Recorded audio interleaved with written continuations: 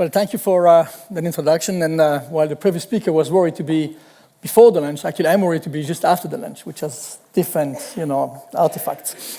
The name of this conference is How to Change the World. And I think that when we're speaking about science and technology, we realize that the world of today is really run by science and technology. I mean, there are really very, very few things we are doing every single day, be that transportations, health, energy, even social network. Science and technology really affect our life in a way that has not been affecting our life 50 years ago, 25 years ago. And one can be really sure that in the next, for the future, technology will be the prime player for what the society is all about. And when we think about technology as a tool to solve a problem, we also know that technology changes the way we relate to people, talking about social networks. So it has a major influence. And so one of the major questions we have to ask ourselves, if technology and science is so important, so how do we invest in these fields? I mean, if we have to do scientific research, which topic should we choose so that we are efficient and we can do something which is wise and will really help humanity to solve a lot of problems? And when I say scientific research, I really mean fundamental research. I'm not talking about trying to develop the next applications that will show you how to go from one place to another one, and not even talking about creating a car that uses 5% less gas that you've been using today. I'm talking about a type of science that will make a huge difference in the 20 to 30 years from now, which is what happened with the technology we're using today. This stuff, these technologies, and all the electronics we use were, in fact, invented about 100 years ago. And the question is, what should we invest in today? In which field should we invest in today? So that we know that all children in 100 years from now will have the chance to also use an amazing technology, which, by the way, we cannot even think about. And so, given the fact that they've been running a scientific institutions for about 10 years now, and myself being a physicist, I have, of course, some few ideas about where we should invest the money. And what I'd like to share with you is what has been the strategy that we've been using for the last 70 years at the Weizmann Institute of Science. But before I do that, I'd like to remind you that, in fact, one of the few things we know how to do is to predict the future of technologies. And I'll show you just two examples. The first one is about airplanes. I mean, if you go back to more than 100 years ago, actually, here in England, Lord Kelvin, a brilliant physicist and mathematician, made a very famous statement just a few years before the first airplane took off, and it is that heavier than air flying machines are impossible. And I'm a physicist, I'm very proud to be one, and he was a very good one, and see how wrong it can be. Or even if you move forward in terms of time, and you look at this one, which is Ken Olsen, the president and founder of an amazing company called DEC, Digital Equipment Corporation, which was the main competitor to IBM, where in 1977, this gentleman made a statement that there's absolutely no need, no reason anyone would want a computer in their home. 6 years later, I had my own PC. 6 years in advance, before that, that gentleman was running a major computer company, just was totally wrong. So think about trying to guess where the future is and what we need and how do we need to invest our money so that we can actually develop the right type of technologies to use society. You can see these are not anecdotes. This is, in fact, the rules. And those who believe that they have been really able to predict where technology is going, if you look carefully, you'll see they've been lucky, which is, of course, happening as well. That's what it is. Now, if you think about the rule, or if you want the way scientific research is working, then you have all these scientists very, very busy in their labs doing scientific research on topics which are sometimes a little weird or might not be very much interesting. But if you look at that over a long time, what you realize is that what they're developing is knowledge which, in a way, one can think of filling some kind of a bucket where there is a reservoir which is being filled by lots of scientists working in different fields. Sometimes these fields are totally related, sometimes they're unrelated, but fill some or many buckets of knowledge. And then what we think about this is that at some point the reservoir or the bucket is actually quite full, and someone, and actually someone else, usually not the scientists who are doing the research, but actually someone totally different, realize that the bucket is very full, and we could use whatever has been discovered using this scientific research to develop new technologies, and that goes into the industry, making a product, going to market, and that's how we get basically all these technologies. That's a very simple way of describing the way these things are working, and by the way, it is not exactly like this. Sometimes you can move from the bucket of curiosity all the way to the market, and I'll show you some examples. But really, the question is, how do we drive the research at the very beginning when we don't even know how to fill the bucket and we don't even know how big the bucket is? And what we have found over centuries of scientific research, and that has been really proven over and over again, is that the best tool to do these things is, in fact, curiosity. Human curiosity is the best tool that we have today to actually move scientific research into something which can be useful. And I'd like to tell you what I think about how to make this working, because really, when we talk about research, what we are talking about is three different types of things, and I'm using here these famous statements about Donald Rumsfeld. And of course, he was not talking about research, he was talking about something totally different, but it's very much useful to think about the known-knowns, the known-unknowns, and then there's also the unknown unknowns. These are the things that we don't know. And that's what research is all about. Research is about trying to find the thing we don't know. That's where we're trying to focus. Because things we know, we don't know, that's not research, because we know we don't know. That's not very interesting. But if you don't know, we don't know, that's fantastic. That's where we want to go, and that's what the high-risk, high-gain research is all about. So the question is, how do we know the thing we don't know, right? I mean, how do we go about this? Well, let me show you some examples. Some happen actually here, right here in this room, to make it very clear to you. So how to discover the unknown? So let's go back about 150 years ago. And I'm asking you, how can we discover X-rays? Now remember, you have no idea that, I'm sure you all know what X-rays are all about. I don't need to teach you that. But you have no idea it exists. You cannot even dream that there's a radiation that is going to go to your body and make a picture of your bones on a piece of plastic. You cannot even think about it. You have no way to dream about these things, because all what you know is about light, and light is blocked by your body. So how do you discover X-rays? What's the program? How do you invest? What will the government make as a program to try to make a program to discover X-rays? This is unknown. So here's the history. The history, of course, started in Germany when this guy, Dr. Röntgen, made some very, very boring experiment. I mean, experiment I'm sure none of you would ever invest a penny in it. He basically had the flask full of gas, connecting electrodes to it, and making a current moving from one electrode to another one. Isn't that interesting? Very boring, I tell you, even as a physicist, I would tell you. That's not really interesting.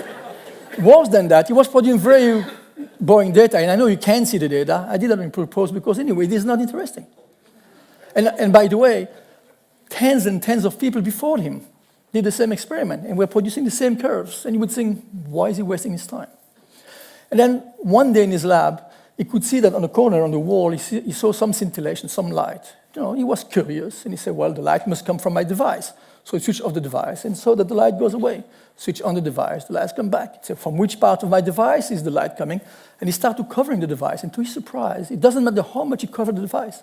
The light is still on the wall. That's very curious. So he did what every single man that doesn't know what he's doing is doing. He called his wife, but she was talking about feminism. So she put her hand, and here's the first picture of Röntgen and wife's hand. You can see they were married. This is the ring. Now, was there a program here? I mean, was he the first one to do that? No. But he had something for him which was very important. He had one talent that the previous physicists who were doing the same experiment did not have. He had the talent to be lucky. And I know you think that this is not a talent, but I'm sorry to tell you, being lucky is a talent. Because being lucky is not about something happening to you. It is about you recognizing the opportunity that something is happening. That's curiosity. This is a talent to be lucky. And outstanding scientists are not people who know a lot about science, but they have this additional talent to be lucky. And that's because they're very curious. Think about this one. If we would have been given this lecture about 200 years ago or so, we would have been sitting here with, well, no computers and no electricity, but also only candles. And I want to remind you that in this country, back then, there was a lot of money invested in developing new candles, because candles was the top of the line of the industry. This was high-tech of the time. And people were investing money to try to get better candles, producing more light, cheaper, less odors and different colors and so forth. And then, of course, one day, a guy who was working here came up, Faraday, and invented electricity. Now, I want you to think about the following statement. It doesn't matter how much money you're going to invest in developing new candles, you will never invent electricity by this process. It doesn't come from the same process of R&D. It comes from a totally different process. And the process that Faraday went through had nothing to do with the need of solving a problem. He had no idea that electricity provided a solution to the world of today. He did it, and read the book, because he was curious about vibrations in this world. It has nothing to do with the need of solving a problem. It is all by curiosity. So we're all using electricity, but it's not a solution to a problem. It was a solution to a problem that did not exist yet. That's what it did. So this is the way that curiosity works. And of course, we could think that this is the only thing we need to do, and I want to show that curiosity, or human curiosity, is a powerful process. It's a powerful tool for discoveries. Look at all these discoveries, and I could make a long list. All of them, by the way, have never been discovered by people who are trying to solve a problem, including, by the way, Viagra. Sorry to tell you, man, but that's not to solve your problem. It was to solve another problem. All these little devices that I'm showing you, and I really could make a long list, they've never been a solution to a problem. People who invented the laser were not here so that I could, hit this button and get a little light on the screen here. These were physicists who were just curious about the quantum state of specific atoms and really started to play with the populations of these quantum state and see what is happening. And then they wrote an amazing paper in 1954 about a process they called laser, actually maser at that time, it doesn't matter. And they said, we have no idea what it's good for, but it's interesting. Same thing with the transistors, same thing with so many things that we are using today. They were not discovered because of what we know or how to use them today. And as I say, they were not a solution to a problem. So how do you manage scientific research if you cannot make any prediction? I mean, if we don't know what lies ahead, and if we want to discover the unknown, what is the trick? I mean, how do we make this?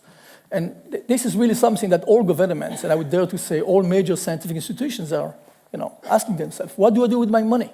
I have billions of dollars, I need to invest in scientific research. If I can't predict where this stuff is going, what do I do with my money? Is it just pure luck, as I said, or is it something else? So not only how do I make it efficient, how do I make really the best scientific research, and also how do I transfer really these new ideas to the industry, and do the industry understand the value of this research? Do the researchers themselves understand the values of this? I mean, think about the GPS. We had a lecture this morning before lunch about the use of GPS. The GPS works only because Albert Einstein invented the theory of relativity. Without relativity, your GPS would not work. No, this is 100 years between the discovery of theory of relativity and the use of GPS. Do you think that Einstein knew something about GPS? No idea. So how do we connect these things? Okay, so that's really the question we're asking ourselves. And to me, at least, in my mind, in the mind of people that I know of and I've seen working on, there are two things we look at. We believe that it is the role of academic institutions, universities that are doing basic research, where you don't know where you're heading, to really transfer money into knowledge. I didn't say useful knowledge. I just say knowledge. And one of the bad questions you could ask a scientist doing basic research is, what is it good for? That's a bad question. And I know that in the world of today, everyone tends to, especially government money, tend to put his money on something where you have to write a long proposal saying at the end, I'll tell you why I do that. I do that because it can cure cancer, Alzheimer, Parkinson, new energy, diabetes, you name it, you have it. But the truth of the matter is the only reason we would like to develop new knowledge it is because it is damn interesting. And that's enough. And the history of science shows that if you transfer money into interesting knowledge and don't even ask what is it good for, you get a lot of knowledge, a new bucket. And one day, the history shows, that bucket will be full, and someone else, Einstein GPS, sometime 100 years later, will be able to use it to develop life-changing technology. That has been the industry, the history of how science has developed. So the role of scientific research, the fundamental one, is not to ask questions, what is it good for, but rather to really develop new knowledge. And then the next step is, and that's a different step, a totally different step, it is the role of the industry, high-tech sector, biotech, clean tech, fintech, whatever you want, to use this knowledge and to transform into more money, products, if you want. And as long as we divide these two processes into separate tracks, and the questions to be asked to these different people are different as well, we will actually be able to change the world. That's the way I look at these issues. Now, if we continue this, and we try to understand how to make it really happening, I just would like to show you how we do that at the Weizmann Institute. So we basically have a curiosity-driven research approach, which says that we do not hire scientists because of what they're doing, but rather because of who they are. And the platform is very simple. We do basic science, so mathematics, physics, biology, and chemistry. That's what we're doing, not even in engineering school, nothing against engineers, but just that we do the fundamental part of science. We know to tie these things together in a way that make the platform very, very, very multidisciplinary, which is very important today. Then we also add in higher education programs and intellectual property rules that know how to move this knowledge outside, and we totally rely on the outside world to use the knowledge we are developing. We never try to understand what is it good for. We just provide knowledge, scientific knowledge. And when we hire scientists, we never hire them, as I said, because of what they plan to do, but rather because of who they are. Outstanding scientists. Excellence is what matters. That's the whole strategy. So when people come and ask what should be the scientific strategy, I say no strategy whatsoever. Only strategy, find the best possible scientists, provide them the infrastructure to work, the freedom to think, and they'll deliver. You don't know what they will deliver, but believe me, they'll deliver. So this is what we do at the Weizmann Institute with about 250 research groups, 4,000 people, 1,000 graduate students, and quite a budget for operating this business. The whole thing of curiosity-driven research is something which, unfortunately, has been forgotten over the last decades. Everyone has been focused on trying to say what is more important. And because the world seems to live in a crisis that is moving from energy to one disease to another to Ebola and all these things, suddenly everyone wakes up and invests money into what is the need of today. But that's way too late. What we need to do is to invest into outstanding individuals who have their own ideas. And we need to find these people. And these people are people who are knowledgeable, they are curious and passionate about their own ideas, not about the ideas of the government and not even about the ideas of the president. I always say that presidents of universities are like directors of graveyards. They have thousands of people under them, but nobody's listening. So, it's really useless. So the issue here is to find these individuals. And if you ask me what is the most important characteristics of an outstanding scientist, believe me, it is not knowledge.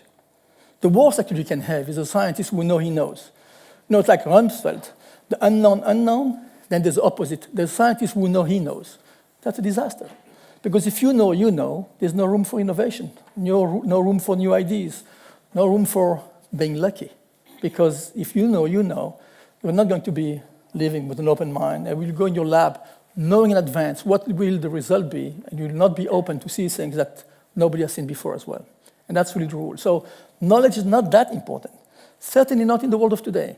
But if you don't know something, 20 years ago, it used to be that you had to cross the sea to go and ask someone who knew something. Today, as you know, you really don't know. You don't need to do that. You can just get on your PC, tablet, even phone, and you get anything you want to know. Everything which is known today is right there at your fingertip. So knowledge is not that critical. What you need are curious and passionate people about their own ideas. That's really how we work. And so the business plan, really, to do outstanding scientific research that will change the world, really, is to do the following thing, is to hire excellent scientists who are knowledgeable, of course. I mean, we don't want them to be stupid, but again, be careful about knowledge, curious and passionate about their own ideas. You want to offer them a top quality human and physical infrastructure. That's very important. If you hire these individuals, you must be able to support them in an outstanding way. The third point is you have to provide them the opportunity to take risk.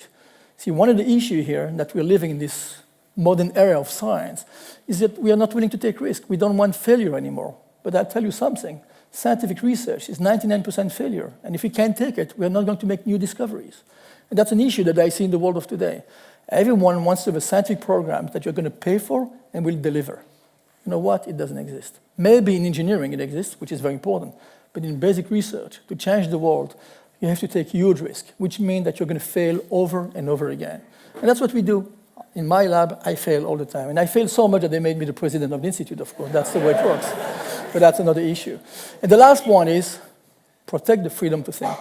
And that's a very important point. Because again, here, we tend to tell these people, because they're getting taxpayer money, that those who are paying need to decide. I know that's the way it works in the business. That should not be the way it works in science. If you really hire these outstanding individuals, nobody else knows what to do, but they know. And we have to trust them. If we don't trust them, don't hire them. That's another story. So I told you a fairy tale, and now the problem you could tell is, well, does it work? I mean, you have a system that has been working like this for 70 years. That's the Weizmann Institute of Science. Pretty unique in the world in terms of being very multidisciplinary, completely free of asking the question, what is it good for? Hiring individuals because they're outstanding and never caring about the scientific program, working for 70 years without a bit of strategy, never trying to convince people that cancer research is more important than astrophysics. It is not. We think it is more important, but it is not. At the fundamental level, astrophysics and finding new stars and new planets is as important as curing the cancer of today. The reason is because, well, think about 1972, and the famous 100 words of, or the statement of 100 words of Richard Nixon saying that we Americans landed on the moon, we Americans discovered nuclear power, no, we Americans are going to cure cancer. 1972, billions of dollars, billions of papers, no cure for cancer. And the reason is because this is not engineering, it's not development, it is fundamental research. You can't guide it by sentences, you can't guide it even by money. You can only guide it by the people. So we have been working like this for 70 years, and now we can ask, does it work? So the first thing that I said is very important is excellence. And when we look at excellence, of course, there are lots of rankings in this world. The only way I can measure excellence is to look at what is called citation score, meaning not how many papers do you publish, but how often are they being quoted. I mean, is the world actually looking at your scientific knowledge, not because it is useful, but because it is important? And just by no strategy, just by focusing on excellence, you see that we can actually get to a level where we are the first institutions outside the United States in terms of quality of knowledge we're producing. I'm not saying it's useful. I'm just saying it's new knowledge which is related by or quoted by a lot of other different people. And in my opinion, this is the best way to measure the quality of knowledge when it's not useful. Right? How many other people are interested in what you're doing? And then, of course, after some time, you would like and would expect that this knowledge would be useful for something. But that happened outside of the scientific research.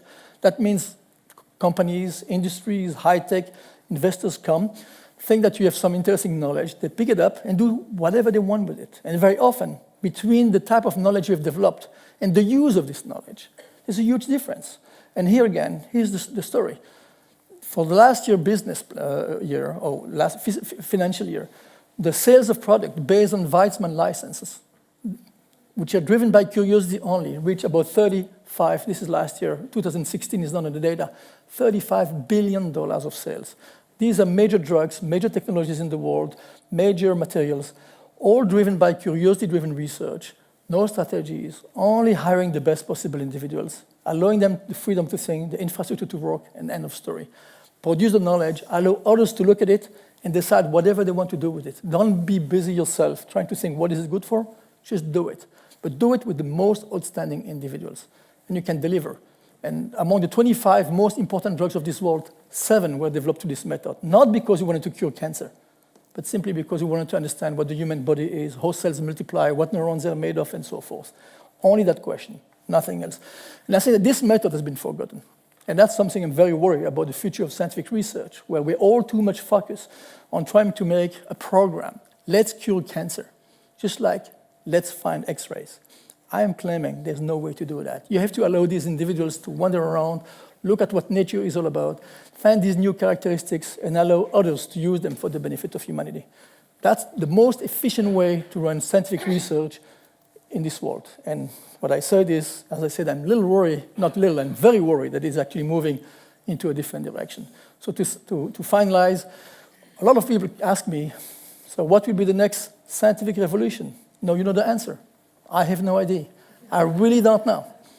I don't know what the next scientific revolution is all about. And I think nobody knows, just like Lord Kelvin didn't know about airplanes, and the president of DEC, Digital Equipment Corporation, had no idea about the use of personal computers. The only thing we know, really, we the scientists, is the following, is that we know who will make the next scientific revolution. This we know. These are individuals who are outstanding, as I say. They are multidisciplinary. They have the opportunity to take the risk, the infrastructure to work, and very important, the freedom to think. Thank you very much.